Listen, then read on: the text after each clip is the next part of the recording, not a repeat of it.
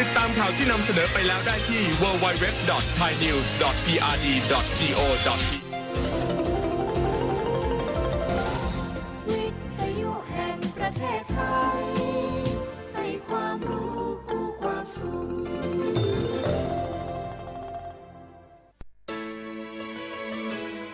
สถานีวิทยุกระจายเสียงแห่งประเทศไทยจังหวัดเชียงใหม่ AM 1476 กิโลเฮิรตซ์สถานีวิทยุภาคภาษาชาติพันธุ์แห่งเดียวในประเทศไทยที่มีความทันสมัยเชื่อถือได้สร้างอัตลักษณ์กลุ่มชาติพันธุ์สู่สากล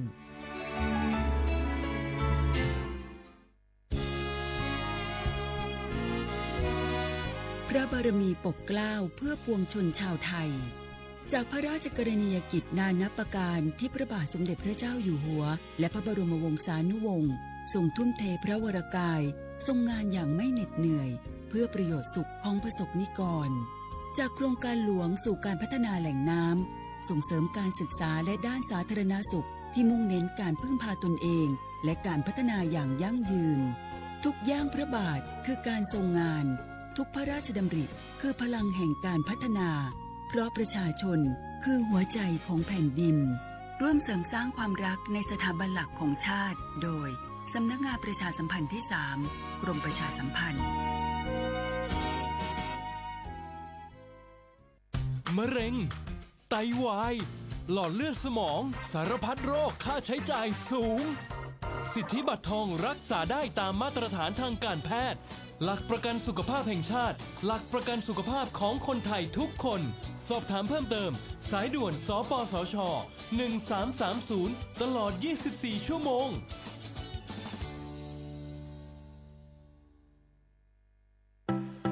ปีลาเจ้าหยุดยาวปีนี้ปีปิกบ้านก็ปิกกาคือเติมหาที่บ้านไม่ได้ปิกมาหลายปีแล้วให้ไปกอดป้าอุ้ยแม่อุ้ยแล้วโอ้ดีใจขนาดเลยมาทางเส้นใดน่ะรถนักขนาดกำลังพอเส้นทาง GPS อยู่เนี่ยมันซอบปลาหลงว่าจะเลือกเส้นทางลักแล้วก็พอเส้นทางเลี่ยงที่มันมีจุดบริการประชาชนต่างๆถ้าเอารถไปเช็คแล้วยังเจ้าเรียบร้อยแล้วเติมน้ำมันเครื่องน้ำมันเบรกน้ำมันเกียร์ผ้าเบรกลมยางไฟรถพร้อมขนาดจะฟังปิ๊กผูกมาเจ้าเลยแต่ว่าแรงเนี่ยติ้งอาการจะพาไปเลี้ยงว่าจะไปแดนทรงใต้เนี่ยน้อยโอ้บ่ได้เนอะเกียมรถพร้อมคนขับก็ต้องพร้อมตัวนอนน้อยหลับในเดี๋ยวรถปุ่งเข้าข้างทางได้ไปโรงพยาบาลแตนนะแต่อันมาไปละเดี๋ยวเช็คเส้นทางเสร็จพี่จะไปนอนละปิ๊กบ้านปลอดภัยนะพี่เดินทางปลอดภัยใส่ใจกฎจราจรด้วยความปรารถนาดีจากสำนักงานประชาสัมพันธ์ที่ 3 กรมประชาสัมพันธ์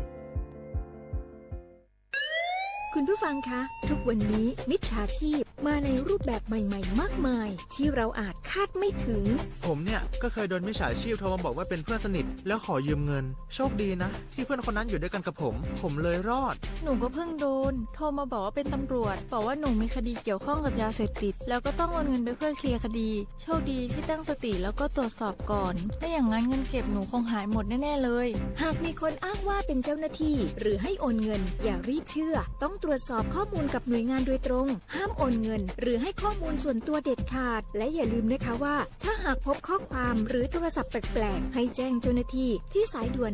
191หรือ1599เพื่อช่วยกันป้องกันและหยุดยั้งมิจฉาชีพค่ะร่วมด้วยช่วยกันเฝ้าระวังภัยรู้ทันมิจฉาชีพเพื่อความปลอดภัยของทุกคนด้วยความปรารถนาดีจากสำนักงานประชาสัมพันธ์ที่ 3 กรมประชาสัมพันธ์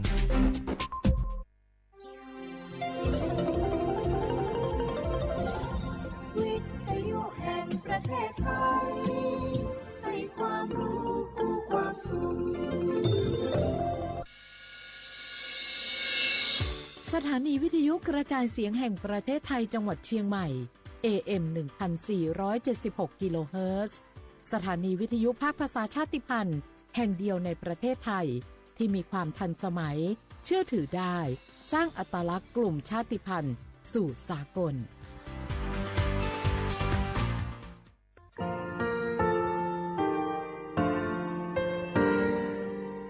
งาคือมีติปิเพกาวิเชแลงาคือติกาติฉือแลติเลเพกาวิมาเฮยักข้างาคือชอยาออตุคโลกาติเชวิออเคโอคาติผาคาชุโยอาชุโยวิโยกาคาเดติเลอติแกกาพุติลาวิทปาตอ งาคือชอยาอาสาติกาเวโยงาคืออตุคโลออกคือออกคากาติเชเวเวอีเวมาโกติยาเลเลทอกาอายีเวคาชเวเพเวโยอลากัวงาคืออตุคโลออกคือออกคากาติยายามาเตียลาเวลโกงาคือชอยาทอกาอาสาติมากาเวคาชูงาคือมีติปิเพกาเวเจแลงาคือติมูติฉติเพแล้วติกาลีลีอาชุยเวอเวปุตาเวกันติภาคาเสติเกคาเดกากาติเชเวทัปาตองาคือมีติปิฉกิเพลากาเวโยเชแลงาคือเทโจมโคคางาคือมียาถาตอกคอปิลาตาเวปุลาเวติเชเสนีเสหาปามัชหาปานิหิงาติเชออกขอทามัววิทยาลัยวิชาการศึกษาประสานมิตรโกเวออคโลจากเกรทาไทโจมคุโฮกางาคือมียาถาปิยาลาตาวิตอกคติพายโย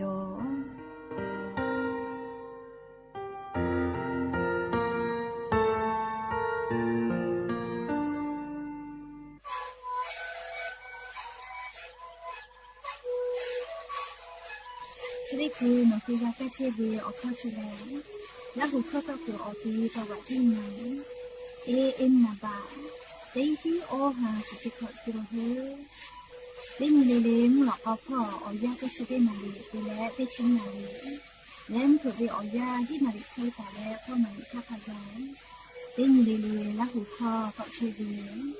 และนาละหุข้อก็ช่วยส่งมาในคาโบเมดิโซ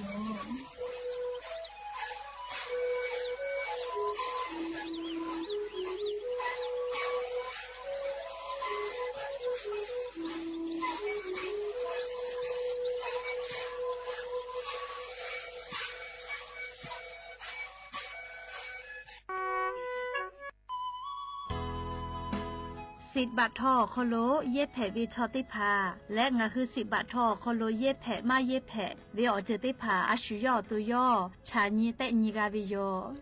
งาคือสิทธิ์หลับประกันสุขภาพแห่งชาติไม่กา10 บาททองไม่กาสิทธิ์เซตฉบับอโคโลเย็ดแผ่วิชอติพางาคือไทยมีกอโคโลเชตาและไทยวิบะจอวิชอติพากาแผ่วิโยและออกานิเวสิทธิ์ประกันสุขภาพติพามาจอวิชอกาแผ่วิโยสิทธิประกันสังคมมาโกสิทธิข้าราชการติพาสิทธิพนักงานส่วนท้องถิ่นและสิทธิออกานิเวข้าราชการทางการเมืองติพามากาวิชอติพากาแผ่วิโยงาคือสิทธิรับประกันสุขภาพแห่งชาติ10 บาททองไม่กาสิทธิ์30 บาทก็เวชได้ผ่าอโคโลงาฮือเย็ดแผ่มาเย็ดแผ่เวอเมโจมาจอเวติพาไงงาฮืออตูงาฮือเช่นนิกาวิโยเว็บไซต์สปสชพ่อมาโกแอปพลิเคชันสปสชไลน์สปสชไม่เลกาสายด่วนสปสชเต้แซะ0ชเวทานุค่าหนูฮืออตูเช่นนิกาวิโยแม่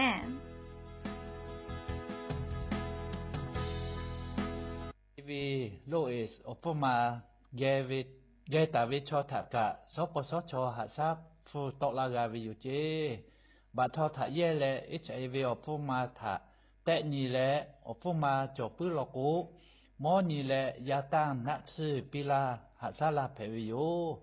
อสจักคออชูอสบอกมูเวอเซนาเวและอซึนาเวชอถักะหาซาลาเพวิอยู่เจแม่จ้าดะคือนาบะเต้แซะศูนย์สปสชเขตเต้จิใหม่ศูนย์งาแซะนิหิงาแซะงาสู้ต่อพ่อเวเต้ขอ00นี่มาสีอานาพ่อเวเต้แซะนี่แซะทะ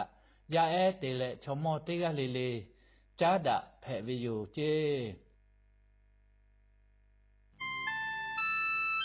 งาคือเจ้าวัดจิ้งใหม่ออกข้อต่อเกือตีออกคโลโฆษณาติผาคือกาเวลโกจ้าดาลาเพวิโยอลโกงาคือจิ้งใหม่ออกคโลเวสถานีวิทยุกระจายเสียงแห่งประเทศไทยจังหวัดจิ้งใหม่แล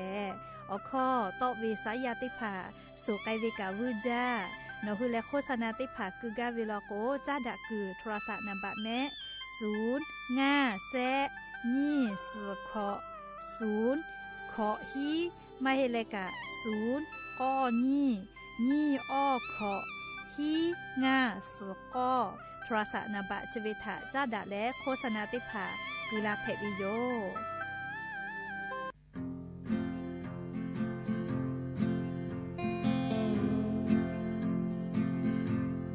ชอบเพเวマモシドトオオムフエペオロロププオラコニマコチェチェアウガレモアガテヨハケテポネラナサイコアイレオギショポオネラナYa eta ko ha uga ve chomo phela ko one ga ve choya ve alo phe ga ve kha pwe phe ma gaung lo a vi lo tho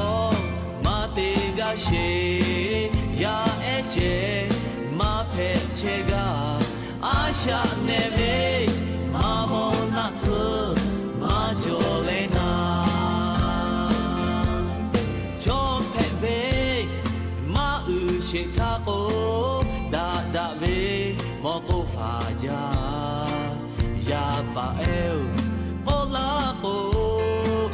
ni ma kho kha ya ja la ha ka u twa ga ja kha phe te ko la na cho ha te ga ve o ki te ve na ma ye ya e tha ko ha u ga ve cho mo phe la ko ko ne ga ve cho ya ve a lo phe ga ve kha pwe phe ma gaung lo a vi lo tho ma te ga she ya e che ma phe che ga a sha ne ve ma mo na tsu ma jo le na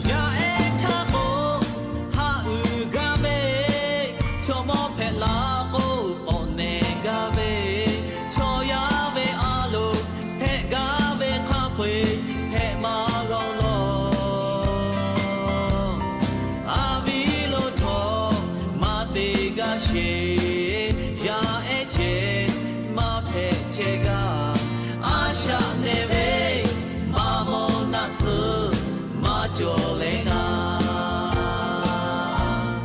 a sha ne ve ma tsu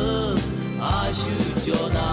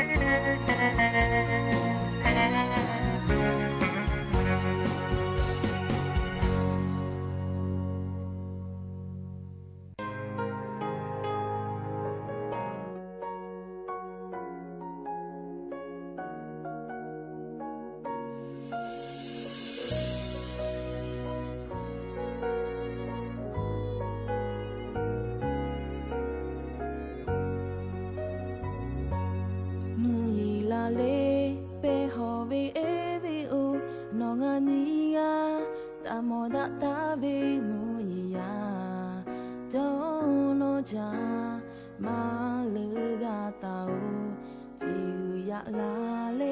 ปุญิเวเอวิลาฮันดาตาวิโนเลงามูเลมิเลโยสุภาปิเล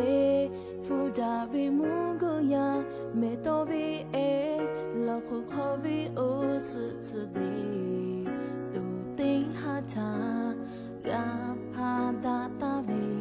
งาเวนิมาโคชิบิกูบิวิลายูโอจือโอยาปาปุโตนิมาหาตุเจโนชะตาโมจาเวมุเยยาโนชะตาหะจาเวมุกายาโนชะโอเลเมยาปาจาเวมุกุยาโยเลเพปเวคาเปจาลุโอโต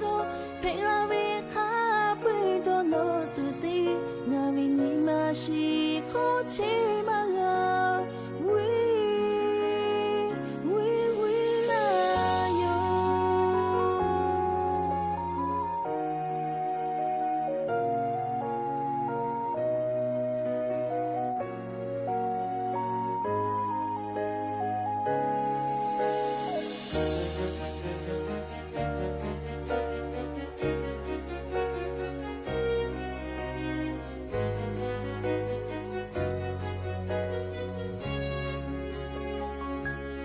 สุภาปิเลฟูดาเวมุกุยาเมโตเวเอลาโคโคเวโอสุสุเดตูติงหาทากาพาดาตาเวงาเวนิมาโคชิบิกูบิวิลายูโอจือโอยาปาปุโตนิมาหาตุเจโนชะตาโมจาเวมุเยยาโนชะตาหะจาเวมุกายาโนชะโอเลเมยาปาจาเวมุกุยาโยเลเพปเวคาเปจาลุโอโตเพลาเวคาเปโตโนตุติงาวินิมาชิโคชิมางา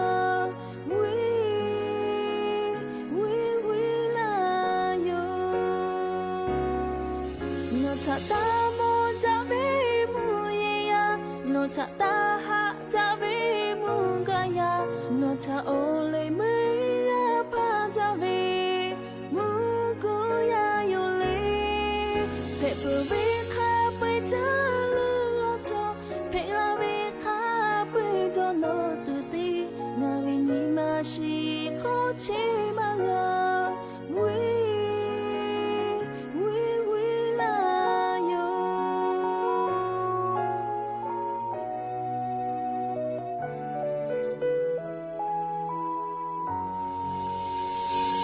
บูดาจาวิโยอย่านี้มันหลอกก็ติปอทอกะดาจาวิโอยาเฉาะเขาลงอ่ะคือติปอเขากะมีลาวิทับปะตออลอเปอร์ติกาลิลิถ้าตะวิโยยาวิโอเขาโลละเซจ้าเลอไรกาอบูดาจาก็วิโอเขาโลหะอยู่ลาวิโยแม่หาวิโอวิโอนี่แล้วหุยาค่ะพ่อเชพ่อรู้เชตาวิค่ะคิดเพเชลีนะติกาลิลิทอกะจ้าแม่ดอแม่ซุแม่กาแม่ฮาเลดอซาเชลลีนะจะได้เจ้าเวียยาเรียนนี่คือไทมิงกอคโลกามมูยิคอยามาปือเหเวทปาโตงาคือละหุยาติกาลิเลกาม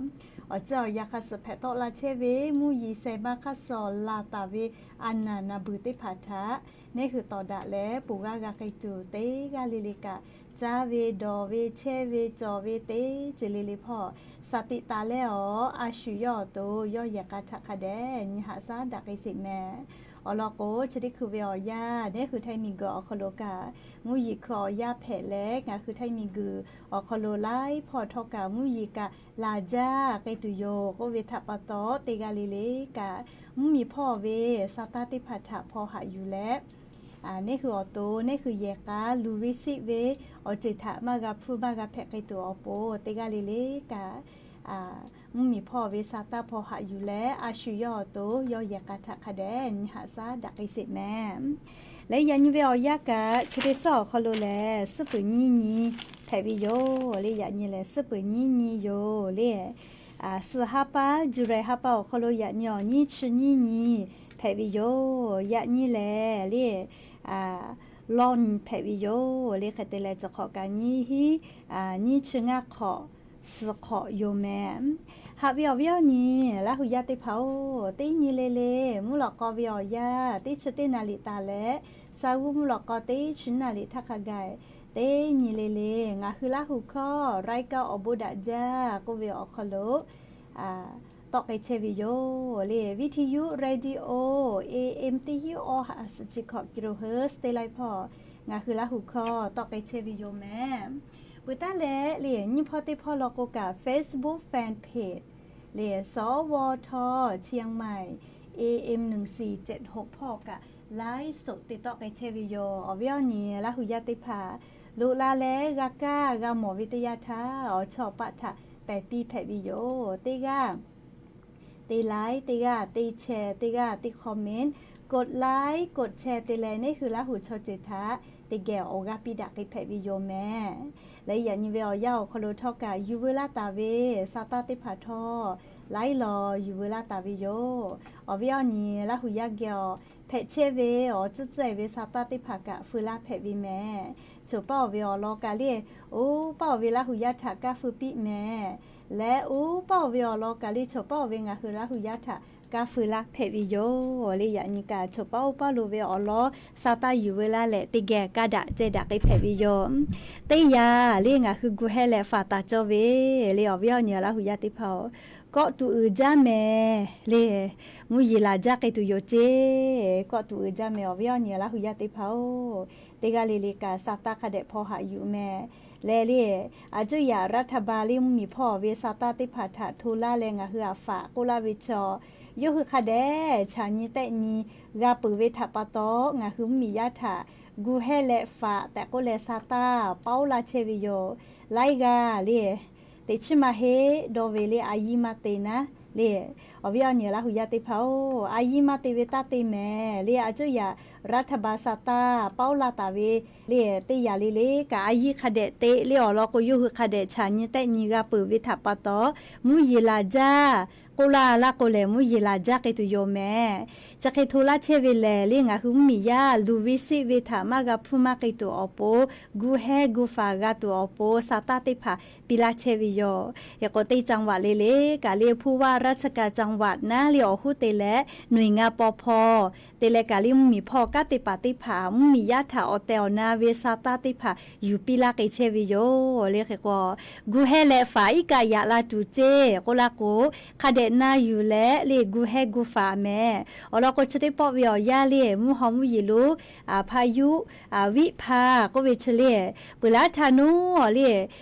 ให้ปังเมียวลุยเวชพายุไต้ฝุ่นเลพายุโซร้อนแผ่แลเวียดนามมีเล่าเมียวก็เกเวชเลโอกาก็ยอลาวิเจยอขยอยอยวินะใครแต่และพายุดีเปรชันเตแขอคอโล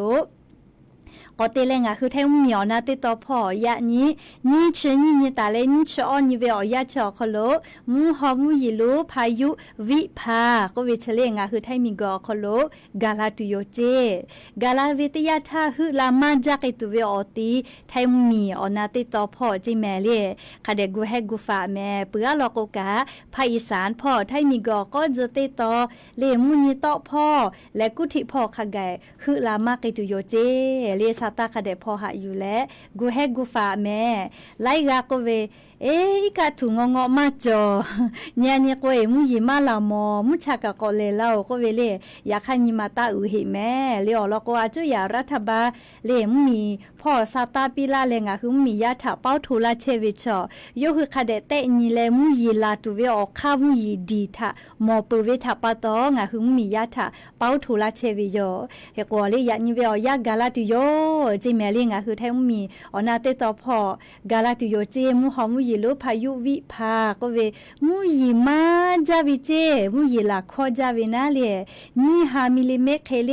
โอเคกะวิจิมูยีมาจาคอจาวินาเคกอมูยีลาจาละก็เฮปุขอเลอีกะชอลูยาลาเลเนกอตีกะไคกะลอคอลูจิลาวิโยเคกงะหุมียาเนกอตีเชอาเวติพาลีเฮปุขอวิกะลูยาลาเลลีเยติพากะอีกะลูชเวลาวิโยเลลีกะกุปเป้าเชอาวิลอกกะอีกะซื้อติพาเล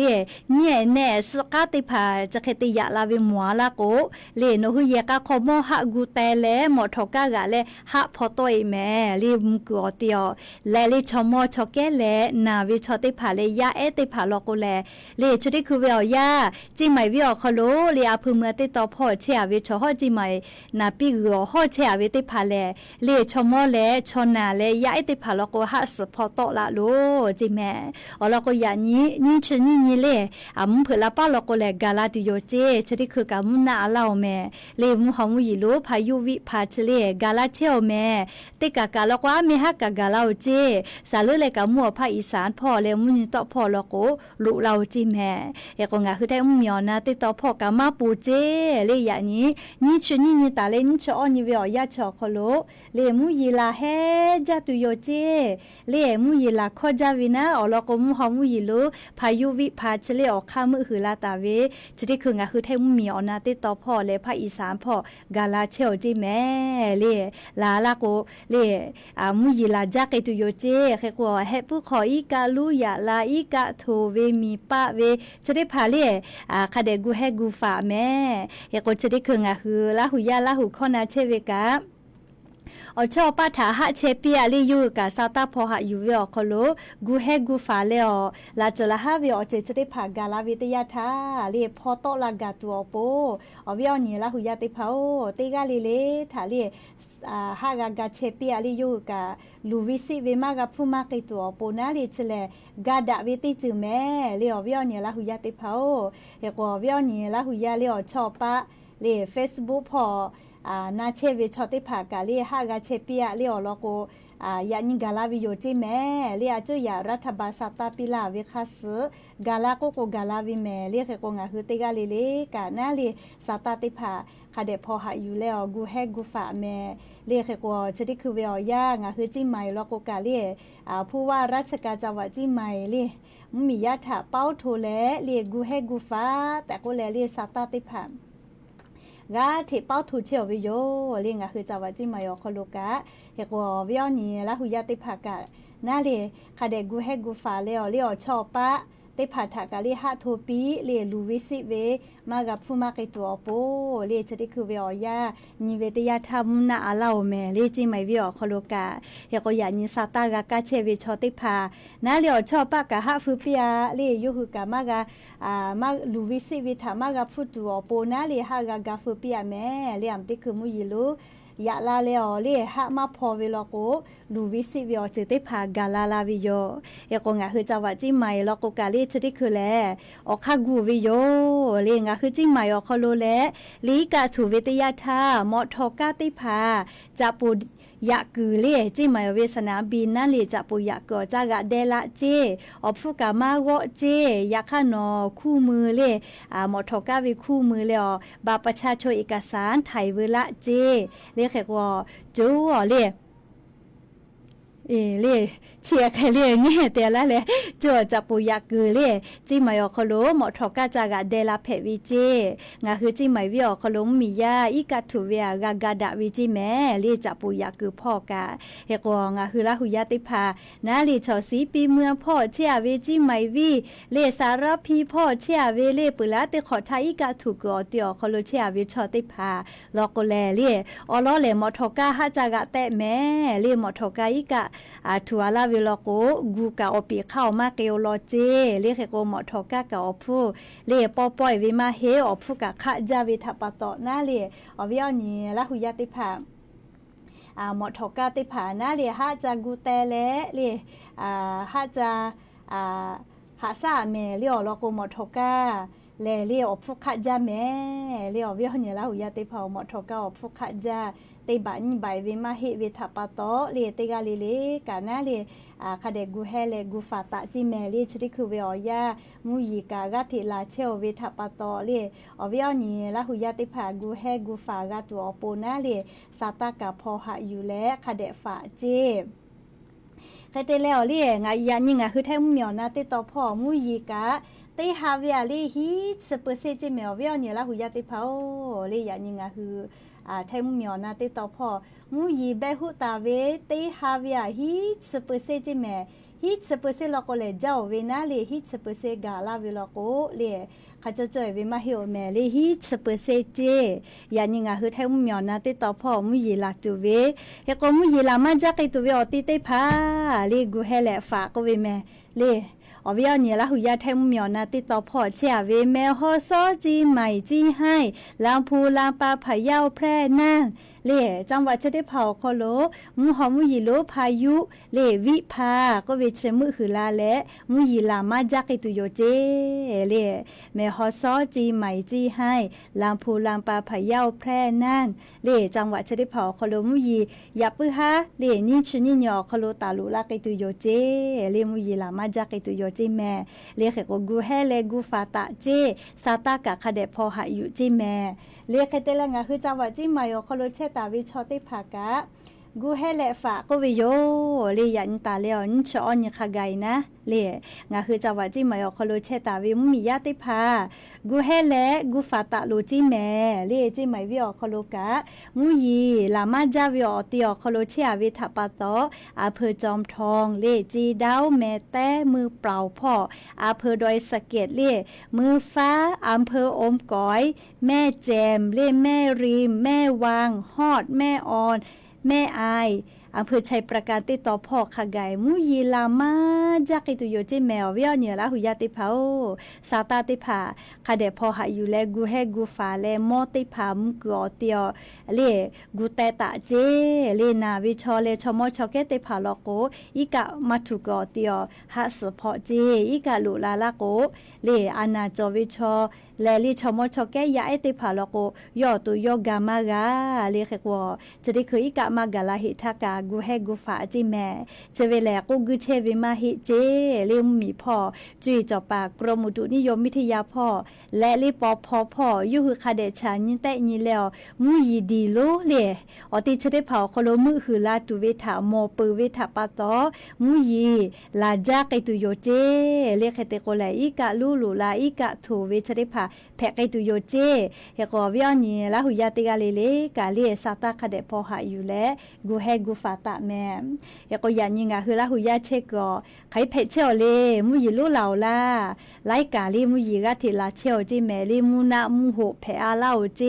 เฮกอไทมุเหมียวนาติตอพอฮีสเปเซลาเฮจาตุโยนาลีมูยีเล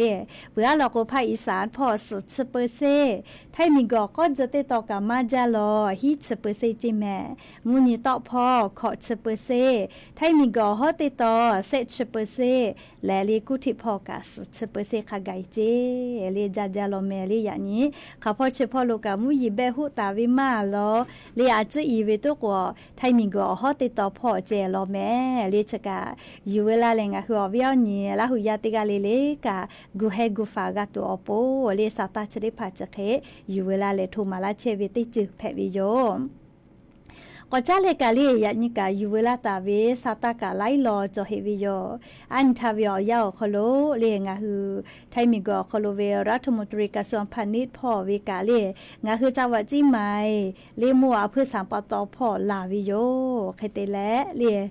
งาฮือมียากาผู้กาเพเชเวลายาสอผู้มาจอวิโย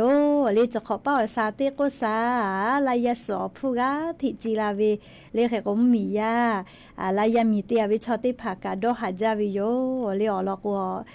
งาฮือมือตาวาตาเว เลเตตาเวติเจเลเลแลเลียอปืจอวิโยเฮกว่าสาตาพอนิเวตยาทาเลหักกะตุคาบีจอวิโยอามาเตเลก็กว่าจะขอเป้าเลปุลาทาลกว่าลายาสอฟูดากุลาวิโยเลอยากให้ชดิคือเวียยาก่อนนิเวตยาทาเลลายาสอฟูเตผากาที่ยอแลสาเตโกซาเลลายาสอฟูจิลาเจ้าเจเลคเตเลเลงาหุมเมียวคโลเวรัฐมนตรีกระทรวงพาณิชย์พ่อมาโกเลรัฐมนตรีกระทรวงเกษตรพ่อกะงาคือแท้เมียวนาติต่อพ่อมียาเลฮีจังหวัดอคโลเชตาเวเลจี้ใหม่จี้ให้พะเยาแพร่น่านลางพูลางปาจังหวัดตากพ่อเวคาปุยาลาเคขอฮีกาอันทาลิจัวมหาวิทยาลัยแม่โจ้คโลเลรัฐมนตรีช่วยว่าการกระทรวงเกษตรและสหกรณ์เลในธรรมนัสพรหมเผ่าและเลในชัชวรรณปัญญารองผู้ว่าราชการจังหวัดจีใหม่เลจัวหมอดะเลมมียาลายสอฟุกาละแต่ก็แลเลอลอติพาเจดาวิอคโลเลรัฐมนตรีว่าการกระทรวงเกษตรและสหกรณ์พ่อวิกาโกเอและคณะรัฐมนตรีครม.คโลเลจะขอเป่างาคือมียากาตุกาขาเชเวลายาสอผู้มาดาวิชริพาทากาปิกาไกตัวอโปเลออกคากูเลกาปิไกตุโยเจเฮโกเลโครงการช่วยเหลือเกษตรกรเลชาวสวนรำไยก็เวนะเลจะเวออกคากัวเวเลรัฐมนตรีกระทรวงเกษตรและสหกรณ์พ่อเลออกคากัวเวแลลายามีเตตาเวงาคือมียาฐานะเลเตลายเวติฮิบะเลเตยากาเวติชลายเคกาปิตุเวออกคากูเตตาวิเจเรียกว่าปัจเจงบประมาณติผากาเยตุเวอติฮาลาเจเอกงาคือไทยมีกอคโลมียาติผานาเลมียาติผาลายามีเตยเวเลเตลายเวติฮิบะนาเลเตเยกาเวติชลายเคกาปิไกตุโยเจเอกว่าชะกาดาวิซาตาอลโยเรียกกงาคือมียาติผาทอจะได้คือเลลายาสติผางาคือไทยมีกอคโลเวลายาสติผาคาเดกากาวิจาละเจเลงาคือมีชมมีกากาดาวินาเลียวลอกวลายาสชติผาแลเลเมาเวงาคือไทยมีอนาติต่อฮีจังหวัดอคโลตีมาจาวิโยยกชะกาเลอยู่เวลาแลงาคืออวิอเนียละหุยาติผาทา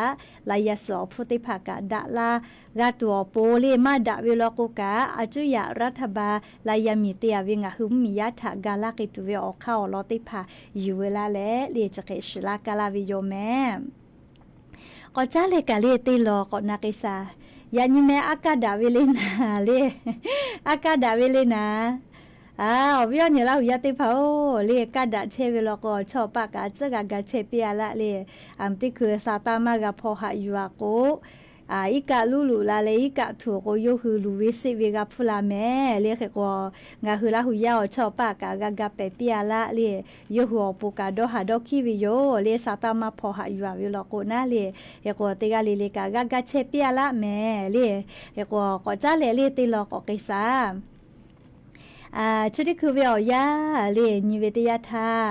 ยายดูเอติผาอูปีนาอากาลูเวแพงไงจาวิโยแค่เตเลเล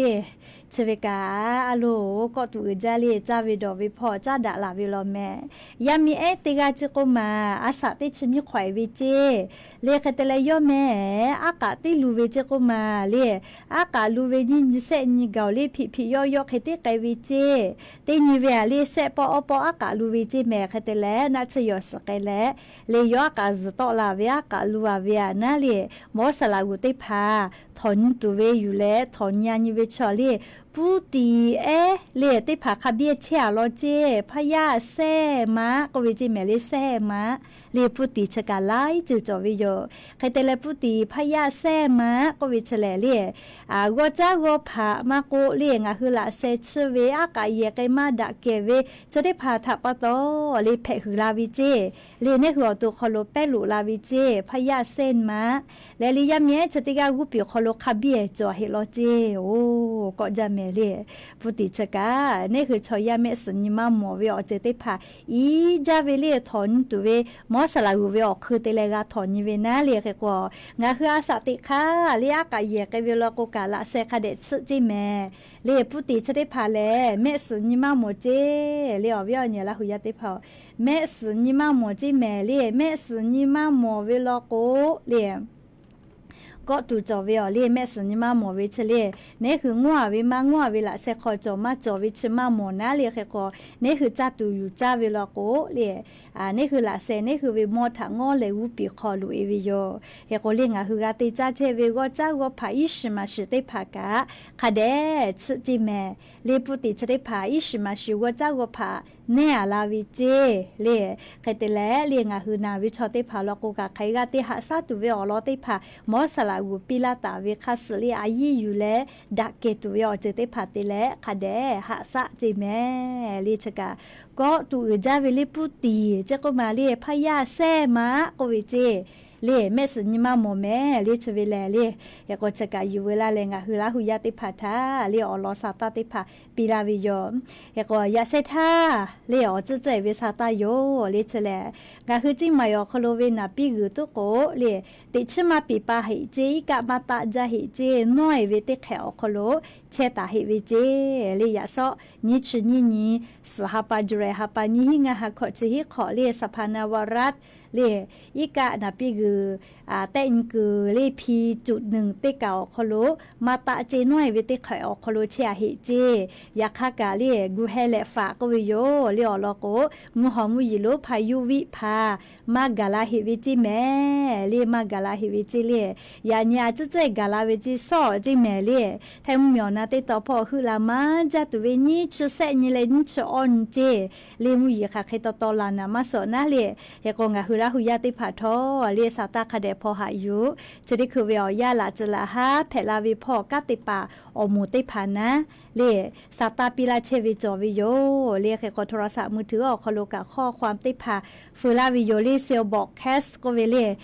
งาคือไทมุมยอนาติต่อฮีจังหวัดพ่อลินชตินตาลินชออนยอคโลมุยิลาจักไอตุยกะลุลุลาอิกะทูเวียกูเฮเลฟาตากะตัวโปนาเลียโทรศัพท์มือถือออกคโลข้อความติผาฟูลาไกปุวิแมลิชแลอาจุยารัฐบาลสตาปิลาเลมาลาตาดอเลมาคีมาฟาวิตาเตเมเลอาจุยารัฐบาลเลสตาจะเคติปิลาวิโอฮูลาเชวิมาเฮเลอลอโกลาตูเวทัปโตเลทูลาเชวิเมเลเคโกเตกาเลเลกานายูเวอคโลเลคาเดกูเฮตาเลมุยีลาจาลาโกเลชเดปอจิไมวิโอคโลอิกะทูตูเวอคาจอวิเจเลเคโกจิไมเจติมาเฮจิไฮพอเมฮอซอพอลาพูลังปาแพร่หน้าเลจังหวะตาพอคากายเรียกกติกาเลกากูเฮเลฟาตาแม่แต่ก็แลเลียลอซาตาชริพาอยู่เวลาเลยยานิมหลอกกวิอยางาคือลาหุยาทะจะเกชลากาลาวิโยเฮก็ยานิมหลอกกวิอยาชุดากาดาตุเวเลอลอติพาเลจะเคไม่เจติโยแม่อามุคาวิอยาฮินาริควายทาลิงคือติปอติแกกอมดาแม่เคก็ยานิมหลอกกวิอยาเลติกาเลกาซาตาคาเดพอหาอยู่เจเตโกลากาวิโยเลนาอยู่ปุเวลโกลูตุซิตุเวทาปูตุโยยาคามานาอยู่ปุเวลโกเลติมาลาวเลอลอกว่าจุยารัฐบากาซาตาคาเดปิลาวิทาปาโตเฮก็เลมือลิขอพอลาจุเวมุยีเซมาก็เวเลสละจัจดากาตาวิติปุถะพอลาตุโยติกาเล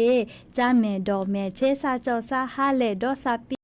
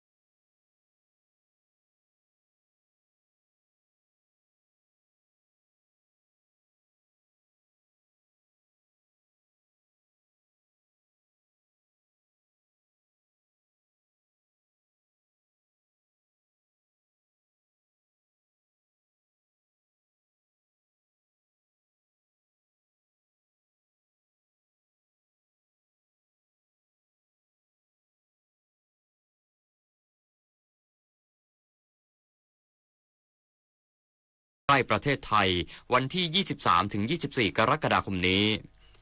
ขณะที่ทางการเวียดนามพร้อมรับมือพายุวิภาที่กำลังเคลื่อนตัวผ่านจังหวัดชายฝั่งทางตอนเหนือของเวียดนาม